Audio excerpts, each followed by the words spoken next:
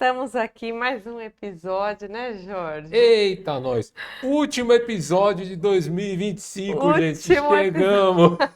Chegamos, gente. Último episódio. Um projeto que começou lá em junho desse ano, né, Jorge? Junho desse ano. Junho desse ano, Foram começamos. Por influência do nosso amigo Rodrigo, que vocês não podem ver, mas está aqui na produção do programa, né? 30 Vamos, episódios, né, Jorge? 30 episódios. 30 Muita episódios. coisa, né, gente? Bastante 30 coisa. episódios. Nem parece que foram 30, né? A gente eu só acreditei que era 30 quando você mandou lá a retrospectiva com o nome de todo mundo De que todo a gente mundo. entrevistou, que a gente trouxe aqui conversas muito legais, né? Eu acho que, assim, começa já falando, antes da gente começar a falar do projeto, a gente fala do crescimento que deu, né? Conhecer muita gente, né? Muita gente. O podcast, ele proporciona isso, né? De network, conhecer mais a fundo a história das pessoas, a carreira profissional delas. E no bastidor sempre rola aí o bate-papo, um café, o que torna, acho que esse projeto mais especial ainda, porque a gente conhece pessoalmente tanto do lado do Jorge, que traz uma galera que eu não tenho tanto contato, né? Uma bolha diferente e vice-versa, né, Jorge? Pois é, né? Eu fico sempre empolgado quando o pessoal que a Luíse traz vem e fala, né? Super, super, duper nichado. Aí eu viro e falo assim: o que é isso, moça? Explica pra mim, moça, o que é isso, né? E a galera do Finance também. A galera do Finance também, Vem né? com os termos, gente, que eu falo, meu Deus, que bolha é essa que eu não Senhor conheço? amado. Mas contar um É, pouquinho de como começou, né, Jorge, esse projeto do B2Cast, do nome. do nome, do jeito que a gente fez, assim, que a gente começou meio planejando, mas acabou antecipando a estreia, né? Foi. Bom, acho que tudo começa assim. Eu vim gravar umas aulas aqui no estúdio do Gargamel e o Rodrigo falou da proposta. Rodrigo, inclusive, que foi entrevistado nosso, né? Tem um Sim. episódio dele aqui contando um pouco da história do estúdio Gargamel, do porquê chama Gargamel. É, Em determinado momento, enquanto eu gravava o treinamento, o Rodrigo falou: Olha, Jorge, eu acho que você poderia ter um podcast, é uma estratégia de venda, né? Até perguntou para mim, né? Eu lembro, né? Como é que você vai vender esse treinamento aí? Aí eu falei: depois eu vejo, né?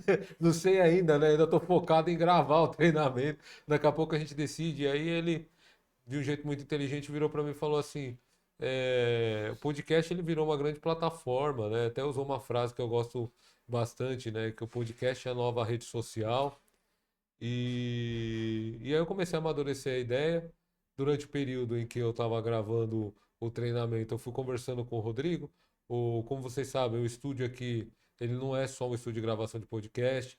A equipe do Rodrigo aqui toda, né? O Rodrigo, o pessoal que trabalha com ele aqui, eles prestam todo um atendimento diferenciado aqui no estúdio. Eu percebi isso quando eu estava gravando o treinamento. Depois aqui no dia a dia no podcast, que foi uma coisa bem legal, que eles conseguem dar um suporte, como o próprio Rodrigo costuma falar, né? Eles ajudam a tirar o projeto do papel, e foi o que eles fizeram com a gente. Em determinado momento, eu já trabalhava com a Luíse, numa das reuniões que a gente teve, né, Luiz? Foi. Eu falei para ela, olha, Luiz, eu estou montando um podcast, eu tinha um receio enorme de ter convidado suficiente.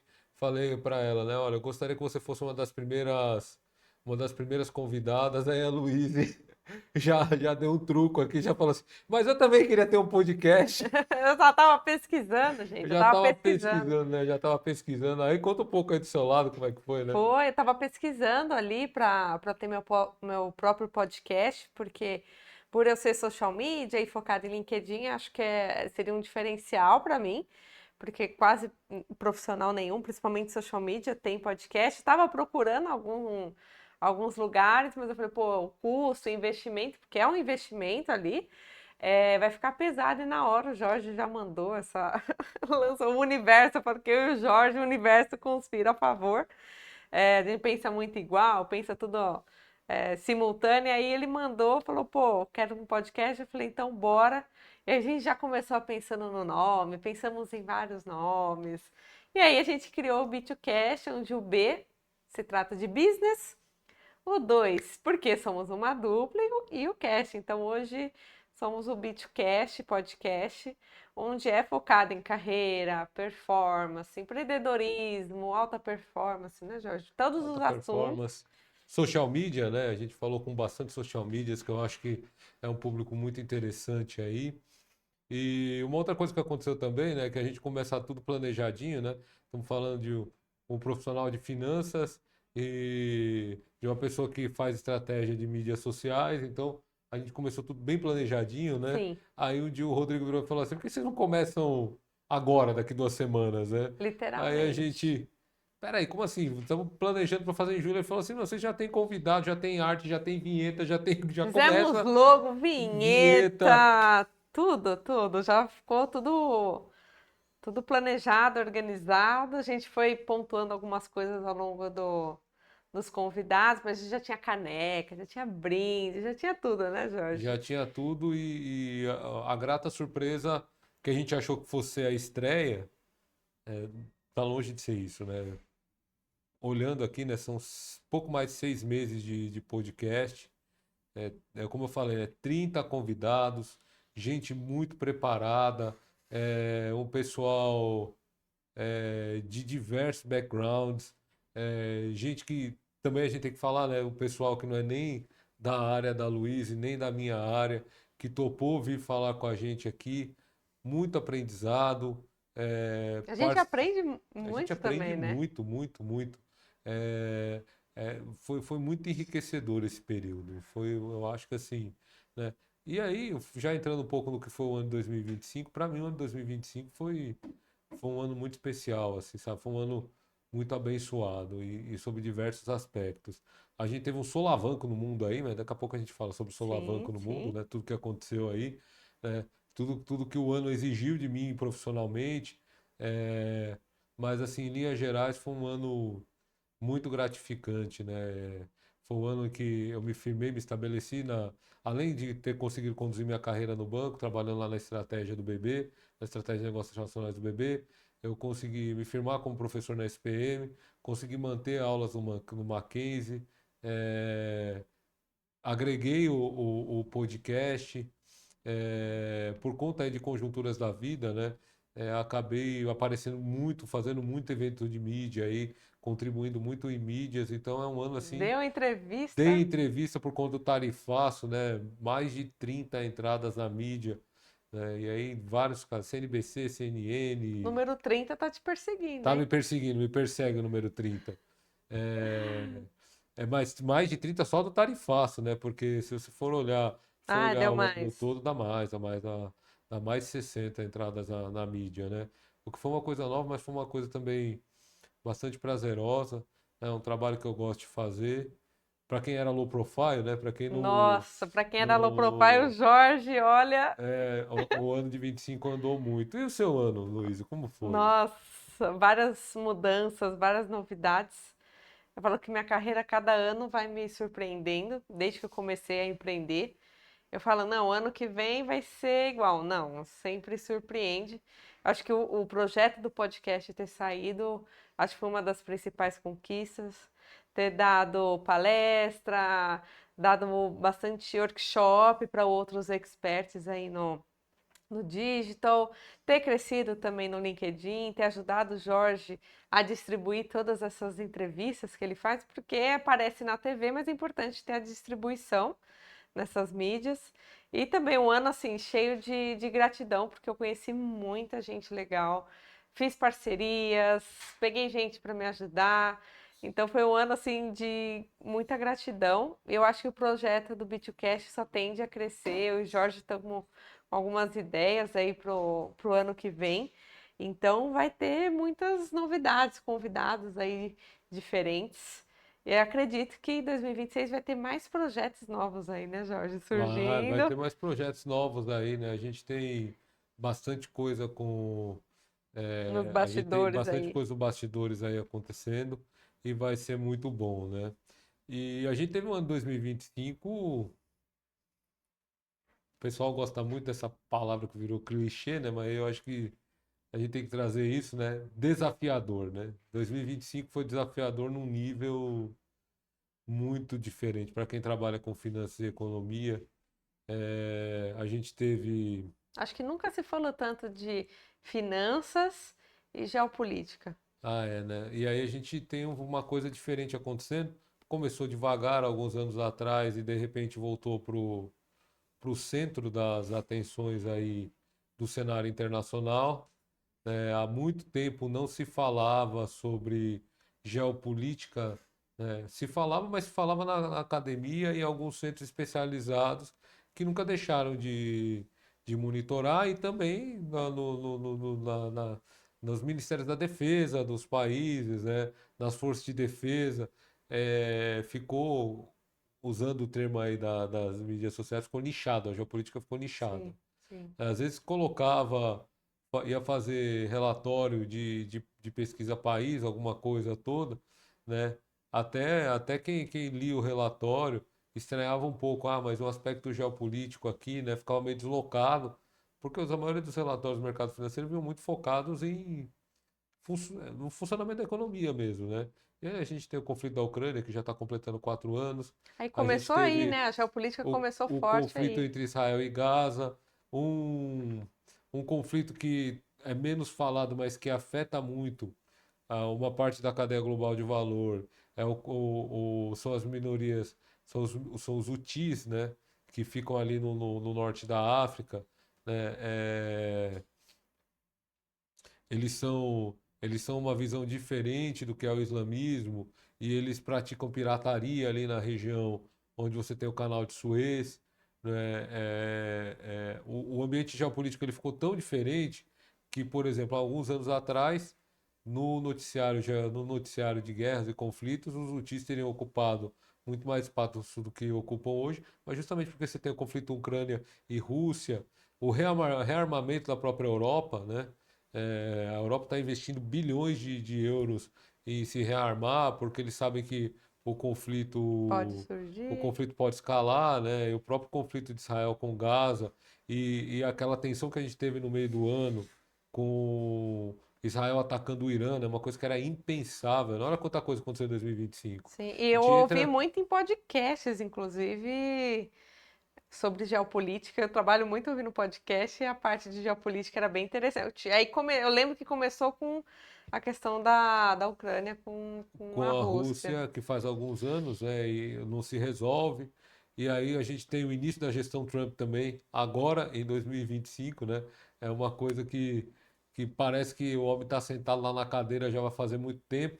De Acho que tanta até, coisa que até aconteceu. por conta do primeiro dele já ter sido presidente dos Estados Unidos, mas de tanta coisa que aconteceu, o modo como ele escalou as coisas no mundo, e aí de repente, quando a gente já tem um cenário bastante bagunçado para o comércio internacional, para a economia internacional, ele vem com o Liberation Day em março, e de repente ele decide mudar toda a lógica de um sistema de tarifas que foi sendo construído durante décadas, que é um sistema que não era bom, mas era um sistema que foi equalizado, era um sistema testado, desafia tudo aquilo que a gente conhece sobre sistema global de tarifas entre países, traz o protecionismo para dentro de volta do cenário internacional, e aí a gente tem o cenário geopolítico que trata de duas guerras, né?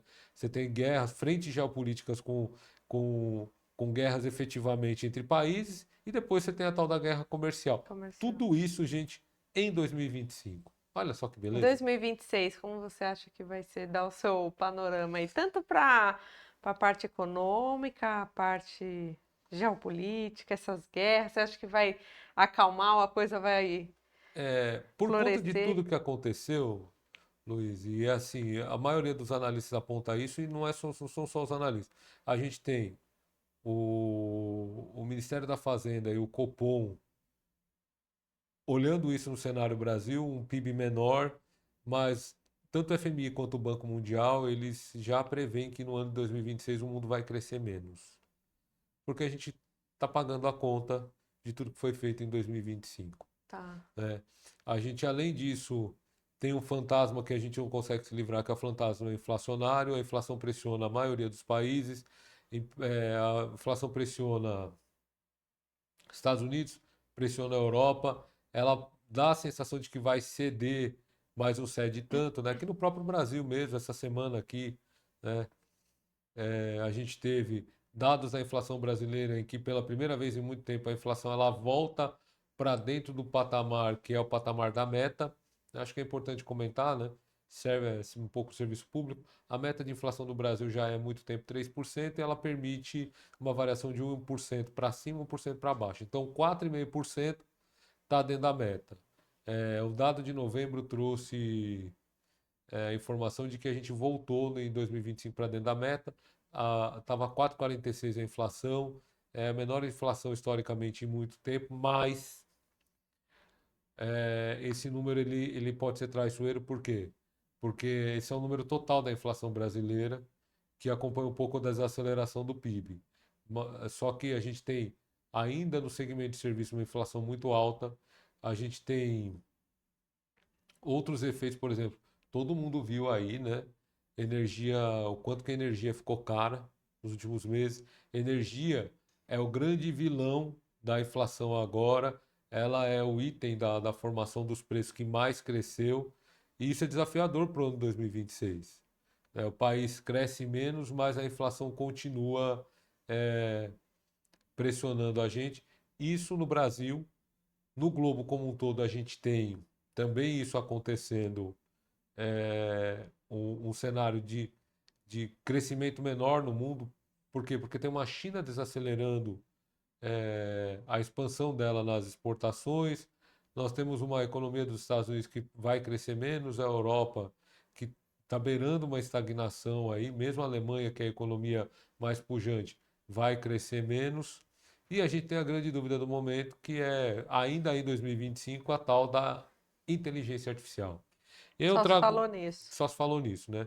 Tanta coisa que a gente falou, mas se a gente for olhar no nosso dia a dia, o que mudou na nossa vida no dia a dia? A inteligência artificial está em tudo que é canto, né? Tem Tá tudo no pra mim. celular, tá no WhatsApp, tá No no podcast? podcast, né? A gente faz os cortes aqui do podcast, é a inteligência artificial que faz o corte pra gente. A inteligência artificial chegou e ela chegou já recém-nascida, enfrentando um enorme desafio.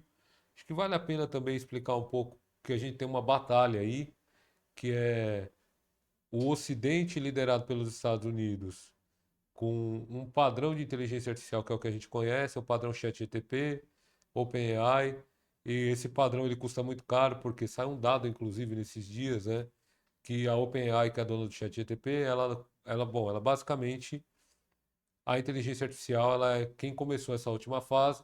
Todo mundo que vai falar da inteligência artificial usa o nome ChatGPT, ainda que não esteja usando o Sim, ChatGPT, sim. né? Vou colocar lá no GTP, está usando o Gemini.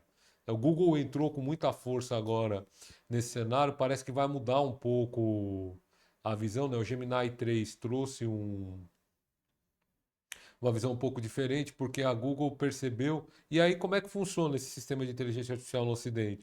Ele funciona você empilhando GPUs, né, que são os servidores com os chips de alta velocidade, e quanto mais GPU você coloca, no formato como a inteligência artificial foi estabelecida hoje, né, pelos principais, principalmente pela OpenAI, a quantidade de GPUs é que determina a velocidade e precisão da inteligência artificial. O modelo chinês é um pouco diferente e tem a ver com a guerra comercial.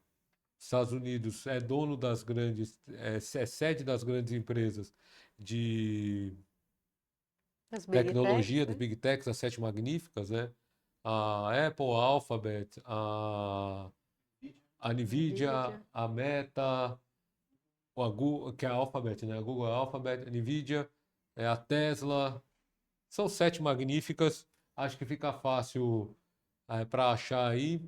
E, e aí, para vocês terem uma ideia de como elas são importantes para a economia dos Estados Unidos, se a gente tirasse as sete magníficas da formação do PIB dos Estados Unidos, o PIB dos Estados Unidos em 2025 teria crescido 0,1%. Todo o crescimento do PIB dos Estados Unidos depende Depende. hoje das sete magníficas. Meu Deus. Então, o que acontece é o seguinte: e todas as sete magníficas dependem de para onde vai a inteligência artificial. E aí a gente teve uma discussão muito grande, aí eu estou monopolizando o podcast. Daqui a Não, pouco eu pode faço a falar. pergunta para você. Mas é que esse tema eu acho que é válido, é Tem interessante, né? conteúdo. Quase todo o dinheiro de investimento novo hoje no mundo, ele foi de algum modo dedicado à inteligência artificial também. Foi E direcionado, foi né? direcionado. E aí a gente começa a discussão da tal da bolha. Que é, temos uma bolha, por quê? Porque tem muito dinheiro sendo colocado na inteligência artificial e a gente corre o risco desse dinheiro não dar resultado, Não dá o retorno que não as dar o pessoas retorno que estão. as pessoas estão esperando. Isso é uma coisa muito interessante que a gente tem que olhar com muita calma, porque hoje ainda a gente só tem um grande mensurador de como vai ficar essa história, que é a tal da escalabilidade. E a gente tem um problema de Uhum. escalar a inteligência artificial, por quê? Porque ela está presente na vida de todo mundo, mas ela não está entregando a escala de resolução de problemas que ela teria que entregar. Qualquer profissional de escritório que tem um pouco de noção do que está acontecendo começa a ficar preocupado, porque começam aquelas histórias do tipo: a inteligência artificial vai levar o meu emprego. Quem trabalha no escritório hoje tem como grande ferramenta a É. inteligência artificial, mas ela entrega ainda muito Muito, erro. muito Então, pouco. o analista, ele consegue tirar muita coisa do que é texto e muita coisa do que é planilha do dia a dia, mas na prática, se você tem que rodar uma modelagem mais robusta, você sabe que você vai ter que sentar lá e fazer. Não tem Não como dá para fazer. deixar E com a 100%, quantidade de né? dinheiro que está sendo colocada, a pergunta em torno da bolha é isso, né? Nós vamos chegar na tal da inteligência artificial geral, que é a inteligência artificial que consegue lidar com problemas como um humano lidaria, que aí sim essa daí vai tirar muitos empregos de muita gente. Chegaremos ou chegaremos? Essa é uma pergunta que ninguém responde, mas alguns dados começam a demonstrar alguma preocupação e eu volto para o Com dado que eu estava alguns. citando, que saiu nesses dias, que é a OpenAI, que é o grande nome dessa fase, ela, pelo modelo de negócio dela, ela provavelmente não vai dar resultado até 2035. Nossa. Como é que uma empresa desse tamanho, que vale 500 bilhões de dólares, não vai dar resultado? Por quê? Porque o modelo de negócio dela é ancorado na construção de data center. Data center custa muito caro. E aí o que acontece? A principal empresa que está liderando, que liderou esse momento, pelo menos essa fase, e é uma empresa que cresceu gigantescamente, é uma empresa que foi o benchmark de muitas delas, Em pouco ela não tempo. vai dar resultado até. Quer dizer, ela vai se tornar a startup mais cara da história do universo. E isso é arriscado para a gente, pro investidor, né? Tanto que é o que eu estava falando, né? A Google, ela decidiu se posicionar de um jeito diferente. O que que ela fez com o lançamento do Gemini 3? Né? E o legal é que assim, você grava um podcast falando o estado da arte e ele envelhece muito rápido, né? Por quê? Porque daqui a pouco nós já estamos falando do Gemini 5, do ChatGPT 8, alguma A coisa mês assim. que vem, capaz. É. Mas o que que a Google percebeu? A Google percebeu que essa conta não fecha. E aí ela notou uma coisa muito interessante. Ela virou e falou assim: mas para que que eu vou dar tanta mais potência no meu motor se o meu motor já está quase bom e eu posso integrá-lo a tudo que eu tenho? E aí a gente tem que lembrar que a Google tem o Gmail, tem o próprio Google, tem o Google Chrome, Drive, tem o YouTube, e aí o Gemini 3 foi um grande golpe na OpenAI por conta disso.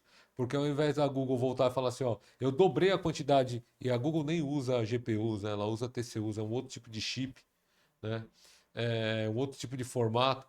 Ela, de repente, você tem uma Google virando e falando assim: agora, o motor que eu tenho aqui, que é o do Gemini 3, é suficiente. Eu vou fazer a integração de todos os sistemas e vou entregar qualidade, fazendo com que os meus sistemas conversem com vocês, né? E aí, quem usou o Gemini 3 já sabe que ele entrega uma qualidade completamente diferente, porque tá tudo lá, né? Então, de repente, você tem um navegador que funciona, né, pergunta o que você quer, oferece soluções, você entra nos pacotes dele de documento, tudo integrado, tudo no Drive, né? Então, assim, porque a Google percebeu que essa coisa de ficar empilhando GPUs e gastando dinheiro para dar mais potência, provavelmente não é o caminho, porque você vai chegar numa exaustão e vai realmente incentivar a bolha. Isso é o lado do Hum, Ocidente, isso é o lado americano. Então, assim, só para a gente fazer uma pequena revisão, por que que elas são muito importantes?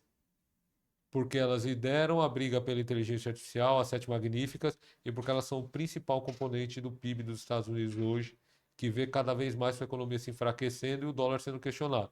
Do outro lado, a gente tem a China. E a China, por conta da guerra comercial, tudo conversa com a tal da guerra comercial, ficou impedida de comprar chips durante muito tempo. A China não podia comprar os chips que a OpenAI e a Google usa porque tinha uma guerra comercial e uma pressão enorme em cima da Nvidia. Como é que a China começou a operar a inteligência artificial? Inteligência artificial que se autocritica mais. Ao invés de eu empilhar capacidade de raciocínio, eu empilho raciocínio recalculado. E a China consegue entregar resultados com as suas inteligências artificiais que ainda ficam um pouco para trás do que tem no Ocidente, mas entregam mais qualidade, com um nível de investimento mais baixo. E aí a gente tem uma conversa agora do Trump com o Xi Jinping, em que os Estados Unidos, efetivamente pressionados pelas empresas que vendem chip, né, tem um interesse comercial claro aí que é, amigo, o grande mercado está na China, como é que eu não posso vender chip para a China? Eles começam a entrar num acordo em que os chips passam a ser vendidos para a China, tudo isso em um ambiente em que muito do investimento internacional está indo para a inteligência artificial. Então é um ano muito interessante por conta disso, né?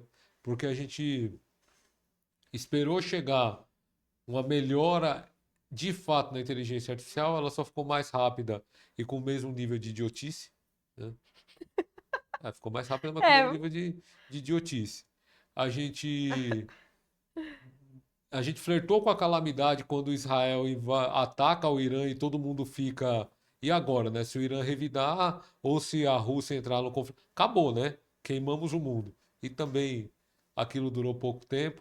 Então foi um ano que teve muita emoção. E aí, Luiz, para responder a sua pergunta, o que fica para 2026? A gente fica com um mundo que. Isso é uma definição minha, né? Posso até ser bastante criticado, mas com um mundo que em 2025 se apequenou em muita coisa, né? Que é a guerra comercial, mais a gente tem uma economia que vai funcionar melhor, pior, a gente tem em 2026 a gente tem uma previsão de que essa guerra das IAs ela pode nos levar na beira de uma bolha de IA realmente, reconfiguração das cadeias globais de valor. Alguns países saíram muito bem, o Brasil se saiu melhor do que se esperava no tarifaço, está vendendo mais para a América do Sul, recebeu um golpe do tarifaço, mas não foi um golpe mortal. A China se saiu muito bem do tarifaço, está vendendo para tudo que é canto, menos para os Estados Unidos. Então, no final de 2025, início de 2026, a gente tem um mundo que se apequenou economicamente, em que a gente voltou a discutir coisas que a gente não discutia há muito tempo, né? Barreira tarifária, conflito geopolítico e a grande novidade que veio, que é a inteligência artificial, ela veio, mas ela deixou um gosto meio agridoce na boca do tipo, né? A economia global e os investimentos convergiram para a inteligência artificial, mas ela ainda não está entregando aquilo que todos esperávamos que ia acontecer em 2025. Quem sabe em sim. 2026? Ali reforçando a parte de inteligência artificial, acho que substituir um monte de cargo, como as pessoas falam, acho que vai ser bem difícil, principalmente na produção de conteúdo. Eu acho que vai ser aqueles cargos bem operacionais mesmo, onde dá para deixar na mão ali da IA, mas vai ter que ter alguém para validar, né? Hoje, na produção de conteúdo, por exemplo, não tem como você deixar 100% na mão dela, porque ela não vai produzir 100%. Muita gente pergunta, vai substituir o tradutor, o social media. Eu falei, então, você confia em deixar. Aí acho que foi o Google que lançou, acho que o Meet, tradutor simultâneo. Aí imagina o Jorge fazendo uma call de negociação. Você confiaria na IA para traduzir? Não dá, né? Tem muita nuance no negócio e na fala Não vai, que não gente. É pode ser cultura, capturada. costumes, E aí, né? nas aulas de negociação, quando chega no capítulo de negociação internacional, que é a minha especialidade, né, a carreira inteira construída em negócios internacionais, você vira e fala assim, negociar no ambiente internacional é completamente diferente de negociar no ambiente brasileiro. Aquilo que é óbvio, deixa de ser óbvio, né? Um exemplo clássico que eu dou, né? É, o negociador japonês tradicional ele tem uma dificuldade enorme de falar não. Dificilmente ele vai falar um não na mesa. E aí você precisa entender que ele está falando não no preço, ele está falando não no processo. Quando ele vira e fala assim, ele não vai falar não vou fazer, ele vai falar assim, eu levo 3 anos para entregar. É um não, mas é um não disfarçado, né? Você precisa de um negócio para daqui 2 meses, o cara fala assim, ó, daqui 2 anos eu entrego. Ele está dando um não disfarçado. né? E são nuances que, que o tradutor ele não vai conseguir pegar, né? Alguma expressão que você coloca que pode ser traduzida errado. Eu lembro que uma vez eu estava numa conversa, o exemplo oposto de que uma coisa que funcionou. E estava numa conversa com o pessoal lá da Argentina, né, de um banco argentino. E uma boa parte das pessoas aqui do lado brasileiro falava espanhol, mas tinha duas ou três pessoas que não falavam, e do lado argentino, todo mundo falando espanhol. E o pessoal que não falava espanhol falando portunhol, a gente estava indo muito bem. Aí uma colega virou e falou assim: Não, é porque isso que vocês estão falando deixa a gente numa saia justa. Aí todo mundo virou para ela e falou assim: Meu, como é que traduz saia justa? Só que assim, um exemplo bom foi esse, porque o contexto. Como é que a inteligência artificial Não vai, vai não traduzir tem de saia como. justa? E se ela tentar se atrever a colocar uma expressão parecida, você pode vir até uma expressão que não é boa e a coisa ficar meio desequilibrada. Tipo assim, meu, sério que você falou isso na reunião? Né? Só que por conta do contexto e por conta do que a gente estava falando, um dos executivos do Banco Argentino falou: Não, eu entendi bem o que ela falou. Aí eu até brinquei e falei assim para ele, né? Você fala português? Ele falou: Não, é que pelo contexto eu entendi que a coisa ficou meio assim, né? É a visão positiva da coisa. A visão assim, ó. O contexto entregou para ele uma expressão que é extremamente português brasileiro e ele entendeu. Mas pode dar muito errado, né? Sim. Isso pode dar muito errado. Porque e aí voltando, por exemplo, que está errado. Muito tempo atrás, eu estava numa. A gente terminou uma reunião de negócio e a gente estava trocando expressões, brincando, né? Trocando expressões do inglês que não tem tradução imediata para o português, né? Why the long face, né? Por que que você está emburrado? Em português é emburrado e em inglês é por que que você está com a face longa, né? Why the long face? Tem nada a ver uma expressão com a outra. As duas estão falando a mesma coisa, mas as duas línguas endereçam diferente. E aí a gente foi trocando, e aí um colega virou para o outro e falou assim: Ah, e como é que você falaria é o fim da picada? E ninguém sabia isso, né? Aí ele, That's the end of the application. Ah, mas aí eles That's não the vão end of the entender, né? application. Aí todo mundo deu risada, por quê? Porque não, a gente não achava isso em português, e em inglês isso significa nada, né? Significa nada. Como é que a inteligência artificial captura isso? Né? Não dá, não Você vai. fala Acho que. numa reunião, fulano tá emburrado, ou no cordial, why the long face? É a mesma coisa, aplica para tudo, muito complicado, né? Então, assim, a inteligência artificial no curto prazo, para Não tradução, vai. principalmente em ambientes de negócio, não vai funcionar. Ou funciona precariamente, ou tem que funcionar com uma série de salvaguardas. Ou tem que funcionar com uma série de salvaguardas. E aí o negociador, ele Numa você precisa da reunião, a habilidade, tradução não vai acompanhar a cultura, não vai acompanhar, acho que até ou o contexto, o ou jeito com acompanha de um que. modo muito precário, né? De um modo É, muito precário muito e generalista. muito generalista e não vai, por enquanto, não vai entregar. A gente sabe que o avanço é muito rápido e o avanço vem em frente que a gente não consegue entender. Fui um pouco crítico da inteligência artificial em alguns quesitos, mas em outros ela andou muito, por exemplo, na edição de imagem, né? A gente foi em poucos meses, né, Luiz? E a Luiz que mostrou pra gente isso aqui, né? Então, começou a mostrar umas fotos ultra realistas, né? A gente tirou uma foto aqui para um post e eu tava com a xícara, de repente ela volta, a Botei xícara tá café na cheia, xícara. né? O Nano Banana veio aí e de repente ele começa a É, gerar umas imagens, você vira e fala assim, nossa, mas isso é muito realista, sim, precisa ser muito. sim. Isso foi um avanço em pouquíssimos meses, né? Não quer dizer, a gente quando fala da evolução da AI e voltada para impacto em empregos, a gente é meio cartesiano, né? A gente olha a inteligência artificial como se fosse uma coisa só. Eu acho que vale a pena ressaltar que não é, né? Ela tem avanços diferentes em movimentos diferentes e o negócio da imagem realmente Nossa, veio eu crio mais do que bastante. a gente esperava para esse ano. Sim. E aí, Luiz, eu queria te fazer uma pergunta.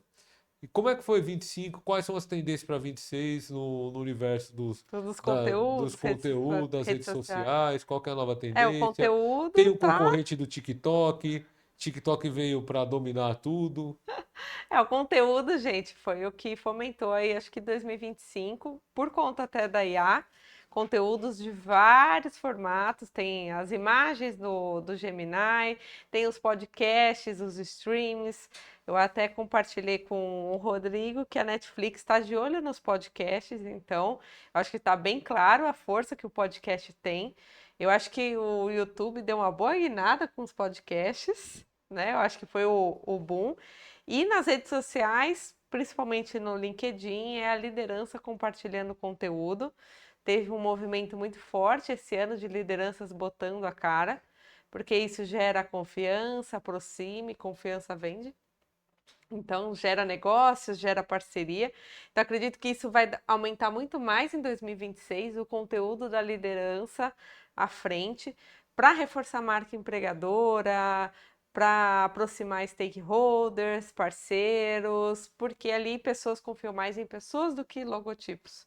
Então, os perfis pessoais, onde a comunicação é mais genuína, tá dando mais certo. Por que o TikTok também dá certo? Porque mostra os bastidores, mostra a vida real ali do que acontece e as pessoas se conectam mais com isso.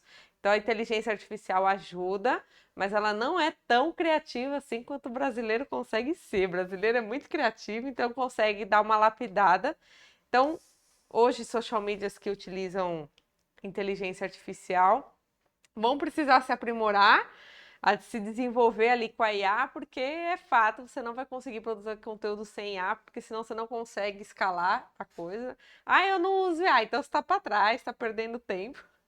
Vai ter que usar, isso é fato. Tem várias ferramentas. Hoje o Gemini faz resumos de vídeos do YouTube. Então já está nesse nível. Então, se a pessoa vive hoje de conteúdo, vai ser uma forma de você conseguir escalar, ganhar mais tempo, porque hoje tempo é dinheiro.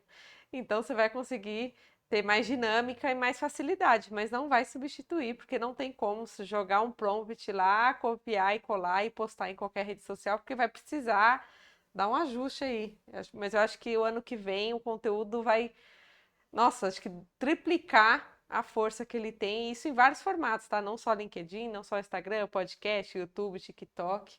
Acho que vai potencializar ainda mais. Com o nível de informações que a gente tem hoje. Eu acho que assim, nos programas que a gente trouxe, e isso conversa com uma notícia que eu li, eu não lembro se foi, mas foi uma notícia de um grande veículo aí americano. Uma coisa que está aparecendo de novo é o retorno dos blogs, né? Blog era um assunto do passado, ele volta, até por conta do excesso de vocalidade, né? Muita gente falando em muitas plataformas e uma necessidade de aprofundamento no blog. Você consegue fazer isso, né? Você consegue escrever um texto, um formato, um ensaio um pouco melhor, combinando com imagem, essa coisa Sim. toda. É, O podcast aparece, né? Nessa matéria que eu li, o podcast já entra como tendência, né? Então, ali para o nosso amigo Rodrigo, já vem Vai ser um o, boom aí muito grande. uma coisa, né? Mais ou menos o que o Rodrigo costuma falar para mim, né? Costuma falar para mim, podcast é a nova mídia social. Eu acho que ele vem isso é uma percepção minha, né?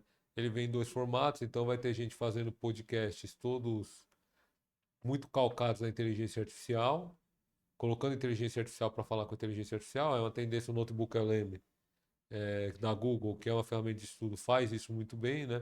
Você pega todo o conteúdo que você precisa aprender e ele monta um podcast bastante interativo até sobre o conteúdo, mas ele vai numa esteira diferente da esteira, que é o podcast, com pessoas que trazem opinião. E um dado que a Samara, que foi a nossa entrevistada, trouxe, que é muito legal, que é o fato de que o podcast ele se estabeleceu tanto que ele começa a virar fonte de pesquisa até na academia, né? Você traz um grande expoente da academia sobre um tema, ou um grande especialista do tema sobre o qual você está falando, para um podcast, né?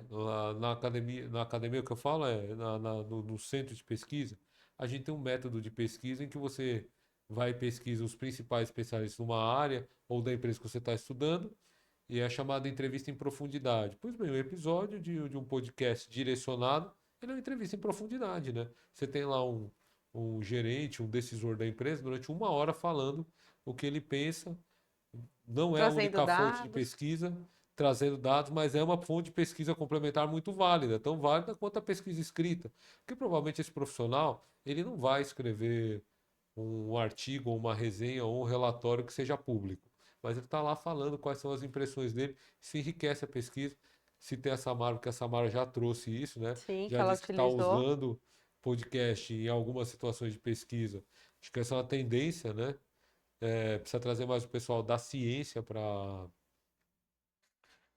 falar, né?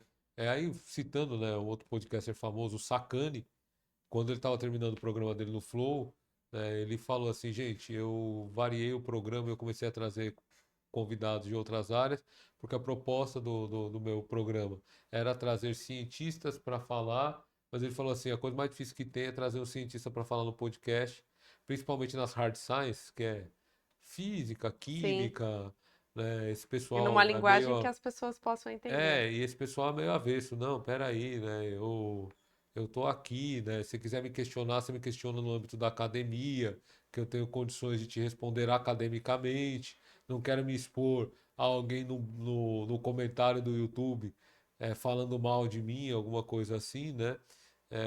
Eu acho que é uma tendência também esse pessoal daqui a pouco. Na soft science, que é a ciência que eu faço, administração, história, Sim. filosofia, né, já tem muita gente aceitando, né? Eu sou de humanas, ajuda nessa hora, né? Se é de humanas, você é imune à matemática, né? Eu costumo brincar com os alunos lá. O aluno vem e fala: Ah, eu sou de humanas. Você está querendo dizer que você é imune à matemática, é isso, né? Ah, isso mesmo, professor. Então tá bom. Então a gente vai aprender. O pessoal de humanas, apesar de ser imune à matemática, né? Que eu brinco, né? Ele tem esse lado de ser mais comunicativo, né? É parte A gente da trouxe vários carreira, né? convidados também de nichos diferentes. Então, acho que isso ajuda, porque é desde empreendedorismo, finanças, tecnologia, comunicação, marketing. Então, vai dar para usar muito aí como fonte. Tá tudo na nossa playlist, primeira temporada, onde as pessoas vão poder. Você mesmo vai poder visitar aí os canais, deixe os seus comentários ou alguém que você goste e que queira ver aqui no podcast, pode comentar convidando a pessoa, tanto no meu perfil também, no do Jorge. A gente sempre está olhando convidados aí que possa acrescentar aí pro programa, para a gente não só fazer network, mas também agregar, trazer dados aí, quem sabe para virar fonte de estudos. Sim, a gente também teve aquela iniciativa de fazer aquele post, né? Ah, quem você indicaria para vir no B2Cash? Né? Para as pessoas indicadas, a gente Tem. também vai entrar em contato com o pessoal que tem o perfil do podcast para trazer, para chamar, né? Quem foi indicado. 2026 tem tudo para ser um ano ótimo para a gente no podcast. Eu estou muito animado com as próximas Vai vir coisas temporadas. boas, gente. Vem coisa Convidados boa, vem diferentes. coisa Segunda boa. temporada, chamar de segunda Segunda temporada. temporada, Bitcast, segunda temporada. Não, fechou. Gente, obrigada por quem acompanhou cada episódio, deixou seu like, seu comentário, que a gente via os nomes ali de quem acompanhava a gente, não só amigos, colegas, parentes, mas toda a audiência também do convidado. E o ano que vem aí espero que tenha mais convidados mais ainda interessantes, dinâmicos, onde a gente vai poder trocar mais figurinhas. E agradecer mais uma vez a presença de vocês em todos os vídeos, comentários, e que a gente possa crescer mais ainda o canal. Que a gente possa crescer ainda mais o canal. Eu também agradeço o apoio de todo mundo que nos apoiou, as mães, né? As mães estiveram lá Principalmente, todos os programas, minha mãe estava lá todos os programas, né? Dando like. Mas não foram só as mães, a gente já tem alguns fãs, né? Pessoal que entra e comenta, vai um post no LinkedIn e às vezes o pessoal fala assim: Nossa, mas aquele episódio foi fantástico, né? sim, Ou mesmo no Instagram. Gente, muito obrigado pelo apoio de vocês. A gente sabe que fazendo esse trabalho e levando esse tipo de informação é muito gratificante para a gente poder dizer que a gente não está sozinho, que a gente tenha pessoas nos acompanhando e poder entregar a qualidade para vocês que vocês merecem, né? isso aí. Gente, obrigado. Aproveita e se inscreve no canal. Quem ainda não se inscreveu, já deixa um like aí, porque aí já vai. Se você der um like nesse vídeo, né? Já vai É, ter boas conquistas 2026. exatamente. E para todos vocês, um ótimo 2026 de muita paz, muita alegria e muita prosperidade. Até mais, galera.